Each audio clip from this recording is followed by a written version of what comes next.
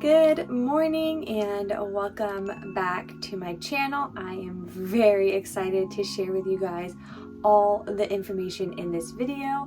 I want to start with showing you my chart with my BBT and my ovulation LH tracking, and then I want to go into ovulation signs and symptoms that I felt this cycle, so I can give you guys a little recap on what has happened up until today before we start our pregnancy test videos.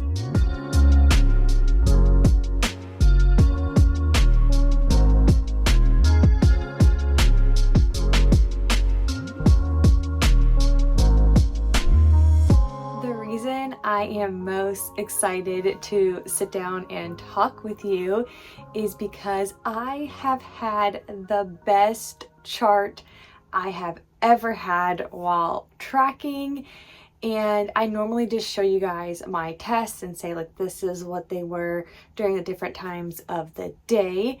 But today I'm going to show you guys my chart because it is beautiful. Oh my goodness, you guys. If you have been following along with me, then you know I have some issues with my LH not doing what it's supposed to do, or just my hormones in general. And you can see by looking at this chart right here that my LH goes up, and it goes up sooner than I normally have.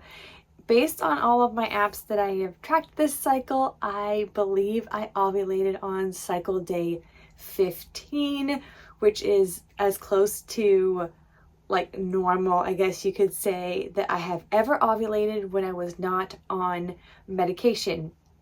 So you can see it thinks that I ovulated on cycle day 15 and my LH is going up, and I have a peak on cycle day 14.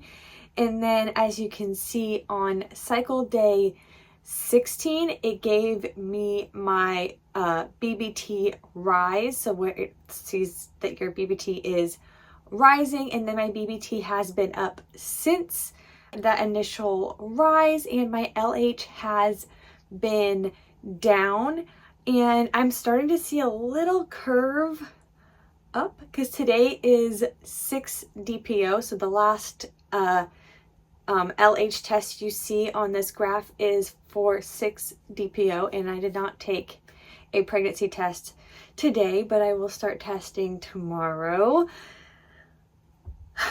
As you can tell, I'm really excited. I'm like out of breath because I'm so excited to see this chart and for once feel like my levels are doing what they should be doing.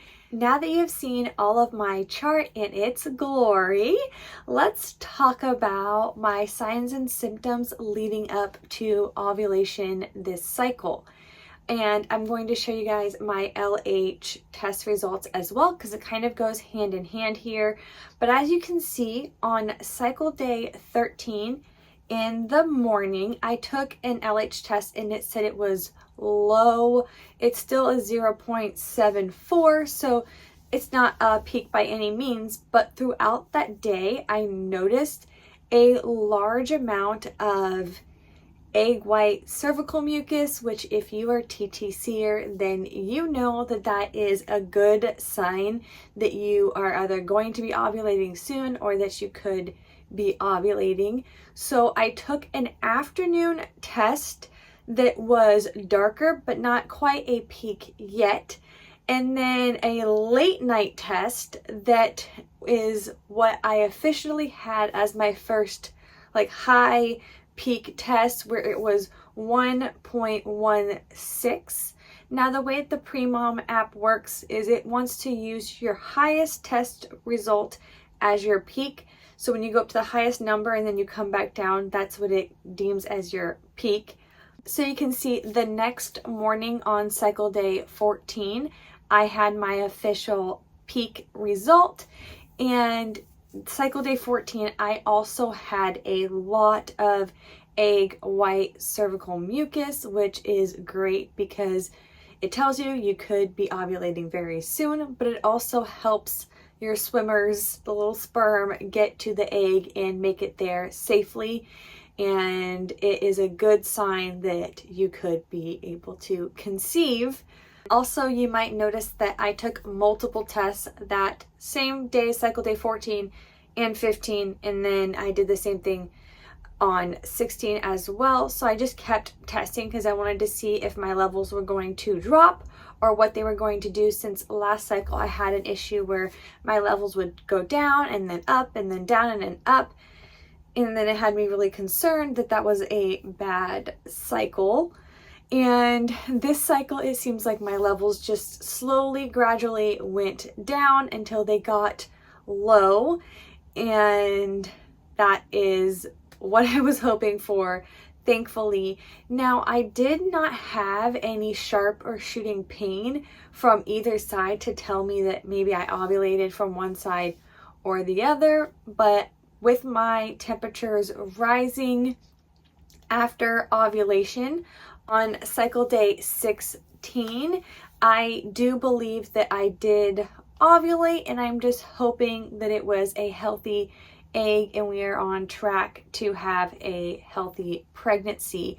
I have been using Pink Stork's progesterone cream since I had my 3rd day of a BBT rise, because I did not want to affect ovulation before I actually could confirm that I ovulated. So I'm going to continue to do that from now until when my period should start, and then if it doesn't start, or if I'm pregnant, I will keep doing it if I'm pregnant, and then if it doesn't start on its own, then I'll stop using the progesterone cream, because I don't want to prevent a period if I need to have a period. I hope you can tell by the excitement in my voice that I'm very, very, very excited for this pregnancy testing, and I'm super hopeful that this is going to be a good cycle.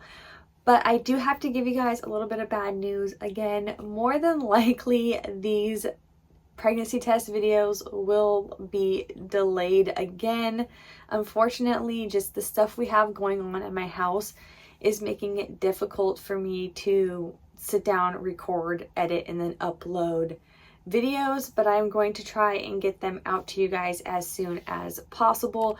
I normally don't even sit down to make this ovulation test video at 60 p.m. I usually do it right after I ovulate, but life has just been so crazy, so I wanted to record this before I get into taking pregnancy tests, because then it will not make any sense.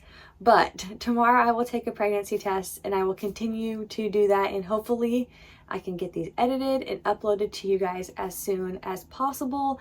And I appreciate all of your support, and I hope that you guys can forgive me for my videos being delayed and me just not posting as much as I normally do. I feel like I'm kind of slacking on YouTube right now, but hopefully it will all be worth it, and I'll be able to share the news of a little baby very, very soon with all of you. But I will see you whenever my next video goes live.